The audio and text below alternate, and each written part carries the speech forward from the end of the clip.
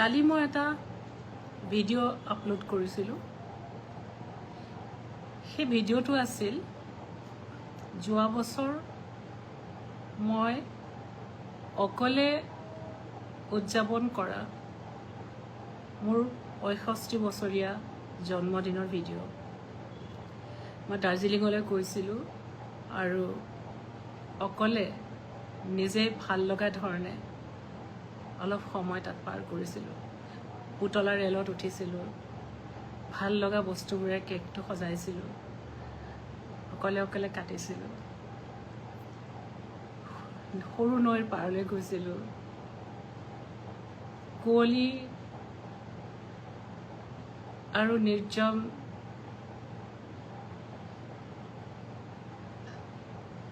এটা অলপ এন্ধাৰ অলপ পোহৰৰ মাজৰ বাটেৰে ইয়ালৈ উভতি অহাৰ আগে আগে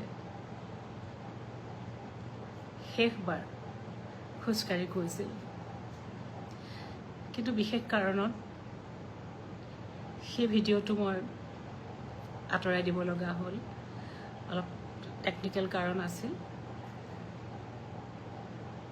সাধাৰণতে বা ইয়াৰ আগতে কেতিয়াও এনেধৰণৰ টেকনিকেল কোনো সমস্যা হোৱা নাছিল। আজি আপলোড কৰিব পাৰিলোহেঁতেন, কিন্তু ভাৱ হ'ল যে এই ভিডিঅ'টোৰ এতিয়া আৰু প্ৰয়োজন নাই। আজি যে মই লাইভ আহিম, সেই ভিডিঅ'ত থকা কথাখিনি আজি মই আপোনালোকক এনেও ক'ম। আৰু এই যে মুহূৰ্তটো আজি আপোনালোকৰ মুখত মই বহি আছোঁ, এইটো মৃত্যুৰ মুহূৰ্তও নহয়, জন্মৰ মুহূৰ্তও নহয়। দুখন পৃথিৱীৰ দুটা বেলেগ জন্মৰ মাজৰ এইটো এটা দলঙৰ মুহূৰ্ত। মই আগতেও আপোনালোকক কৈছোঁ যে আগত যিটো মোৰ জীৱন আছে, সেই জীৱনটো মোৰ তৃতীয় জীৱন। প্ৰথম জীৱনটো সেইটো জীৱন যেতিয়া আমাৰ জন্ম হয়, যি জন্ম আমি ক'ত জন্ম হ'ম, কাৰ ঘৰত জন্ম হ'ম, কি পৰিৱেশত জন্ম হ'ম, সেই সিদ্ধান্ত আমাৰ হাতত নাথাকে। আৰু আমি কেনেকৈ ডাঙৰ হ'ম, আমি কি দেখিম, কি শিকিম, সেয়াও আমাৰ হাতত নাথাকে। কিন্তু সেই প্ৰথম জন্মটোত আমাৰ মানুহ সত্তাৰ, আমাৰ পৰিপূৰ্ণ ভিতৰৰ যিটো স্থিতি, ভিতৰৰ যিটো গঢ়ন, তাৰ নিৰ্মাণ হয়। তাৰপিছত আমি দ্বিতীয় জীৱনত প্ৰৱেশ কৰোঁ। সেই দ্বিতীয় জীৱন কেতিয়াবা আমি নিজৰ ইচ্ছাৰে বাছি ল'ব পাৰোঁ আৰু কেতিয়াবা বাধ্যত পৰি বাছি ল'ব লগা হয়। এই দ্বিতীয় জীৱনটোত বহুত দায়িত্ব, বহুত ধৰণৰ ভূমিকা আমি পালন কৰোঁ।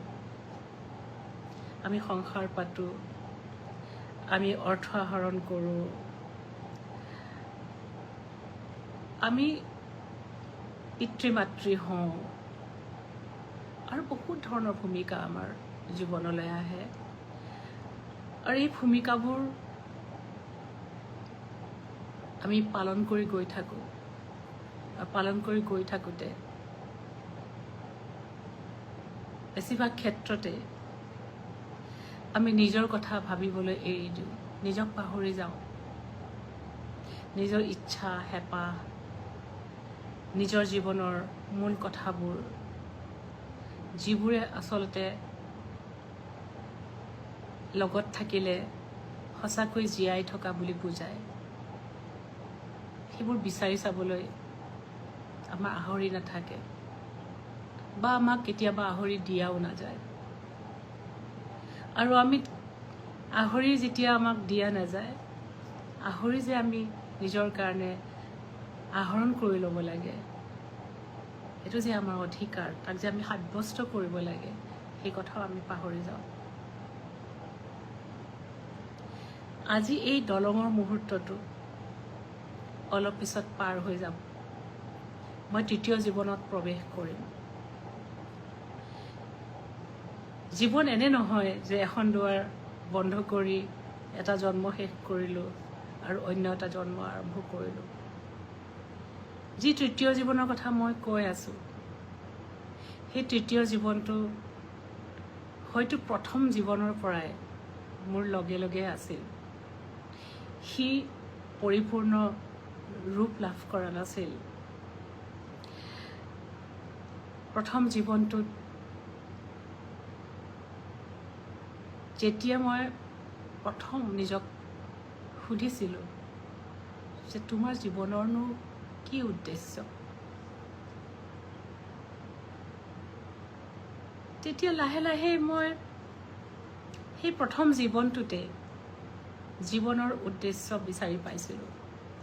এই উত্তৰ সকলোৱে নাপায়, কিছুমানে নিজক নুসুধেও, আৰু সুধিলেও কিছুমানে গোটেই জীৱন সংশয়ৰ মাজেৰে পাৰ কৰে, সঠিক সিদ্ধান্তত উপনীত হ'ব নোৱাৰে, উত্তৰ বিচাৰি নাপায়। মই পাইছিলোঁ। আৰু সি যে বিচাৰি পাইছিলোঁ উত্তৰটো, সেই উত্তৰটোৰ সৈতে তাৰপিছত আৰু বহুত উত্তৰ গোট খাই দ্বিতীয় জীৱন পাৰ হৈ তৃতীয় জীৱনে পৰিপূৰ্ণ এটা ৰূপ লাভ কৰিছে, য'ত মই কাইলৈৰ পৰা প্ৰৱেশ কৰিম। কাইলৈৰ পৰা মোৰ যি জীৱন আৰম্ভ হ'ব। আজি মই এটা কাহিনী ক'ম। কাহিনীটো এটা টুকুৰা ক'ম, এটা চৰিত্ৰৰ কথা ক'ম, যি চৰিত্ৰই মোৰ প্ৰথম জীৱনৰ মোক শিকাইছিল ভাল পোৱা কাক কয়। জীৱনৰ বহুত কথাই সেই সময়ছোৱাতে জীৱনে দিয়া অভিজ্ঞতা, চৌপাশৰ পৰিৱেশ আৰু মই পঢ়া কিতাপবোৰ, সাধু কথাবোৰ, এই সকলোবোৰে মোক দিছিল। তাৰ ভিতৰত আছিল কোৱাছিমোডোৰ কাহিনীটো। ভিক্টৰ হিউগোৰ এখন উপন্যাস আছে, দ্য হেঞ্চবেক অফ নটৰ ডাম। পেৰিছৰ এটা কেথেড্ৰেলৰ নাম। কেথেড্ৰেলটো এতিয়াও আছে। কাহিনীটোত কোৱাছিমোডো নামৰ এটা ল'ৰাৰ কাহিনী আছে, যাৰ জন্ম হৈছিল সাধাৰণতে সম্পূৰ্ণভাৱে সুস্থ শিশু এটা, যি ধৰণে পৰিপূৰ্ণ ৰূপত জন্ম লয়, তেনেকৈ কোৱাছিমোডোৰ জন্ম হোৱা নাছিল। কোৱাছিমোডোৰ পিঠিত এটা ডাঙৰ কোজ আছিল। কোৱাছিমোডোৰ এটা চকু প্ৰায় অন্ধ আছিল, আৰু কোৱাছিমোডো দেখিবলৈ ভয় লগা আছিল। আৰু সেই নটৰ ডাম গীৰ্জাৰ যিজন মূল মানুহ, তেওঁ কোৱাছিমোডোক গীৰ্জাৰ ভিতৰত প্ৰতিপালন কৰি ৰাখিছিল, আৰু কোৱাছিমোডোই সেই গীৰ্জাৰ ঘণ্টাটো বজাইছিল। ঘণ্টাৰ শব্দ শুনি কোৱাছিমোডো ভালকৈ কাণেৰে নুশুনা হৈছিল। কোৱাছিমোডো যেতিয়া গীৰ্জাৰ পৰা বাহিৰলৈ যায়, তেতিয়া মানুহৰ অপমান, অৱহেলা আৰু অত্যাচাৰৰ সন্মুখীন হয়। মানুহে কোৱাছিমোডোলৈ ঘৃণাৰ চকুৰে চায়, তেওঁৰ শাৰীৰিক বিকৃতিৰ কাৰণে, তেওঁৰ অসুন্দৰ চেহেৰাটোৰ কাৰণে। মানুহে তেওঁৰ ওপৰত অত্যাচাৰ চলায়, অপমান কৰে। কোৱাছিমোডোই তেনেকৈ সহি থাকে। এদিন এজনী নাচনী ছোৱালীয়ে, আচলতে তেওঁলোক খুব সম্ভৱ তেওঁলোক অঘৰী সকল যেনেকৈ এঠাইৰ পৰা আন ঠাইলৈ গৈ থাকে, তেওঁলোকে নাচ দেখুৱাই বিভিন্ন ধৰণৰ তেওঁলোকে কলা দেখুৱায় আৰু তেওঁলোকে তাৰ পৰা তেওঁলোকে অৰ্থ আহৰণ কৰে। তেনেকুৱা এটা দলৰ মাজত এজনী নাচনী ছোৱালী আছিল, খুব ধুনীয়া, খুব মৰমীয়াল। আৰু এদিন যেতিয়া তাই য'ত নাচি আছিল তাৰ ওচৰতে কোৱাচিমুদক মানুহবোৰে যেতিয়া অপমান আৰু অত্যাচাৰ কৰিবলৈ ধৰিলে আৰু কোৱাচিমুদৰ বহুত পিয়াহ লাগিল, সেই কষ্টত বাৰে বাৰে পানী খুজি আছিল, কিন্তু কোনেও কোৱাচিমুদক পানী দিয়া নাছিল। তেতিয়া নাচনী ছোৱালীজনী তাই আহি কোৱাচিমুদলৈ পানী আগবঢ়াই দিলে আৰু সেই যে পিয়াহৰ পানীটোপা দিলে, সেই যে অকণমান কাইণ্ডনেছ দেখুৱালে, অকণমান কৰোণা, অকণমান মৰম, কোৱাচিমুদক সেই ছোৱালীজনী ভাল পাই পেলালে। সেই ভালপোৱা আছিল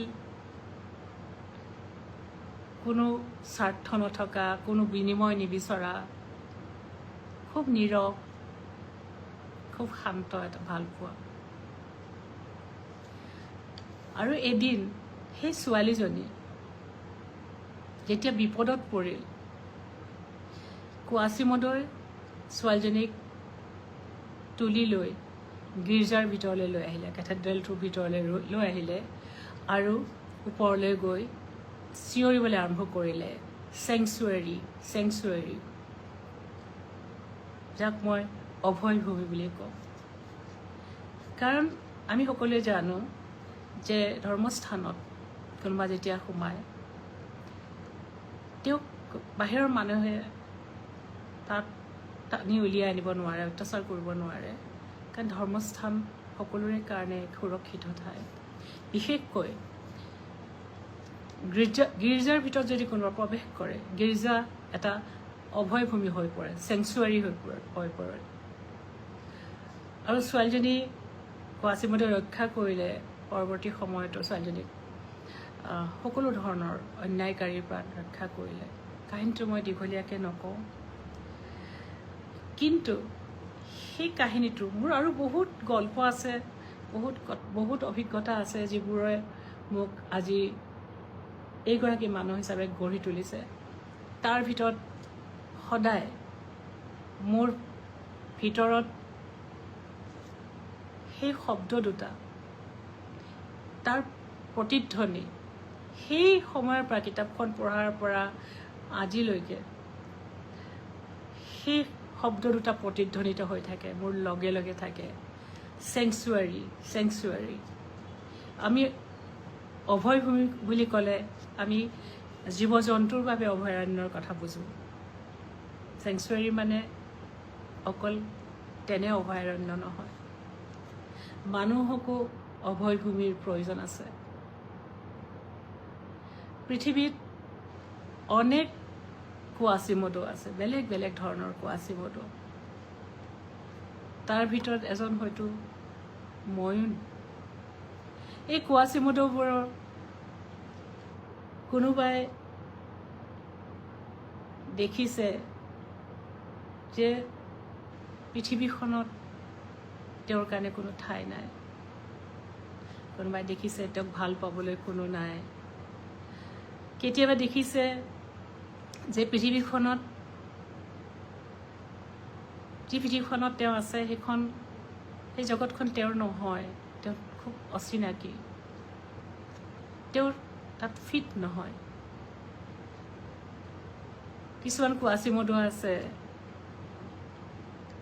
যি অপ্ৰেম জীৱনৰ মাজত নিমজ্জিত হৈ আছে, যি বিষাদত নিমজ্জিত হৈ আছে। কিছুমান কোৱাচিমুদো আছে যিসকল নিঃসংগ, যিসকলৰ হাতত ধৰোঁতা কোনো নাই। কিছুমান কোৱাচিমুদো আছে যি জীৱন যুদ্ধত ভাগৰি পৰিছে, যাক অকণমান জিৰণিৰ প্ৰয়োজন আছে। কিছুমান যাক এডোখৰ একান্ত ঠাইৰ প্ৰয়োজন, যলৈ তেওঁ নিজক বিচাৰি আহিব পাৰে। মই নিজেই বিচাৰি ফুৰিছিলোঁ তেনে এডোখৰ ঠাই, আৰু লাহে লাহে দেখিলোঁ যে ময়েই নহয়, হাজাৰ হাজাৰ মানুহ আছে যিসকলক এডোখৰ অভয় ভূমিৰ প্ৰয়োজন, য'ত তেওঁক কোনেও বিচাৰকৰ তীক্ষ্ণ দৃষ্টিৰে নাচাব।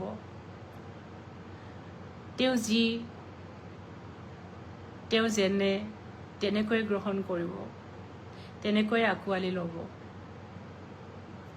তেওঁৰ নাম, তেওঁৰ পৰিচয়, তেওঁৰ অৰ্থনৈতিক অৱস্থা, তেওঁৰ জাতি, ধৰ্ম সকলো য'ত উপেক্ষা কৰা হ'ব, য'ত তাৰ সেইবোৰৰ কোনো অৰ্থ নাথাকিব, সেই অভয়ভূমিত যেতিয়াই মানুহ প্ৰৱেশ কৰিব, মাত্ৰ মানুহ হিচাপে প্ৰৱেশ কৰিব আৰু নিৰ্ভয়ে প্ৰৱেশ কৰিব, তেওঁলোকে জানিব যে ইয়াত মোক কোনেও ঠাট্টা নকৰে, কোনেও মোক ইয়াত নিৰ্মম ব্যৱহাৰ নকৰে, কোনেও মোক ইয়াত বিচাৰক হৈ মোৰ ভুল ত্ৰুটিৰ বিচাৰ কৰিবলৈ থিয় নহয়হি বা মোক বেৰি নধৰেহি। গতিকে দ্বিতীয় জীৱনটোত এই অভয়ভূমি, সেই কোৱাচিমদৰ চিঞৰটো মোৰ লগে লগে আছিল। মই পেৰিছলৈ গৈছিলোঁ, তেতিয়া তাৰ ঠিক আগে আগে নটৰডাম গীৰ্জাটো জ্বলিছিল আৰু মই তাতে সৰু এখন নৈ পাৰ এখন অকণমানি দলং, তাত থিয় হৈ মই গীৰ্জাটোলৈ চাই আছিলোঁ। তেতিয়াও কিন্তু মায়াবন নামৰ এই যে মোৰ কনচেপ্টটো, তেতিয়াও মোৰ ভিতৰত এটা মায়াবন নামৰ নাম হৈ তেতিয়াও ৰূপ লোৱা নাছিল। মই ভাবিছিলোঁ যে এতিয়া মোৰ নিজৰ ওচৰলৈ উভতি যাবৰ হৈছে, দায়িত্ববোৰ লাহে লাহে শেষ হৈ আহিছে। দায়িত্ববোৰ যেতিয়া শেষ হ'ব, সকলো কৰ্তব্য, সকলো ভূমিকাৰ যেতিয়া অন্ত পৰিব, তেতিয়া মোকো এডোখৰ ঠাইৰ প্ৰয়োজন হ'ব, য'ত মই নিজৰ ওচৰত বহিম, নিজক বিচাৰি যাম, নিজে ভাল পোৱা কামবোৰ কৰিম, নিজে ভাল লগা নিজৰ জীৱন, নিজৰ দৰে জীৱন এটা জীয়াম। তাৰপিছত এটা সময় এই ধাৰণাটোৱে লাহে লাহে ৰূপ পাবলৈ আৰম্ভ কৰিছিল আৰু তাৰ ভেটিত আছিল জীৱনৰ এটা বিশেষ অভিজ্ঞতা, আৰু সেই অভিজ্ঞতাৰ ভেটিত লেখা মোৰ এখন উপন্যাস মায়াবৃত্ত। মই গংগা নদীৰ উৎস গৌমুখলৈ গৈছিলোঁ, ঘৰ সংসাৰ পিছত থৈ এজন সন্যাসী আৰু এজন ল'ৰাৰ লগত অকলে গৈছিলোঁ। তেওঁলোক মোৰ লগত আছিল বাট দেখুৱাবলৈ, আৰু মই গংগা উৎপত্তি য'ত হৈছিল সেই গ্লেচিয়াৰটোৰ ওচৰত বহি জীৱনক মই বা এৰি যোৱা পৃথিৱীখনলৈ উভতি চাইছিলোঁ। আৰু সেই পৃথিৱীখন তেতিয়া খুব অস্পষ্ট, আৰু তাৰ বহুত কথাই তেতিয়া মোৰ কাৰণে অৰ্থহীন যেন লাগিছিল। আৰু সেই অৰ্থহীনতা মনৰ ভিতৰত লৈয়ে মই তাৰ পৰা উভতি আহিছিলোঁ।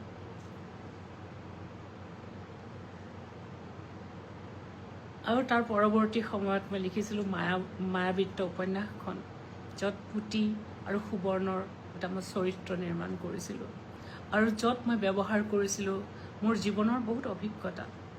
এই কিতাপখন মোৰ আত্মজীৱনী নহয়, কিন্তু তাত মই মোৰ জীৱনৰ বহুত অভিজ্ঞতা, মোৰ বহুত প্ৰশ্ন, সেই প্ৰশ্নৰ যি উত্তৰ মই বিচাৰি পাইছিলোঁ, সেইবোৰ তাত মই যিখিনি পাৰোঁ মই তাত থৈ যাবলৈ চেষ্টা কৰিছিলোঁ। আৰু পুতি আৰু সুবৰ্ণৰ সপোনটোৰ পৰাই আচলতে মায়াবনৰ জন্ম। সুবৰ্ণই পুতিৰ কাৰণে এখন অৰণ্য গঢ়িছিল, মই নিজৰ কাৰণে এখন অৰণ্য গঢ়িব বিচাৰিছিলোঁ, মাত্ৰ নিজৰ কাৰণেই নহয়, প্ৰথমতে নিজৰ কাৰণে, তাৰপিছত নিজৰ দৰে যিমানবোৰ কোৱাচিমদ আছে সকলোৰে কাৰণে।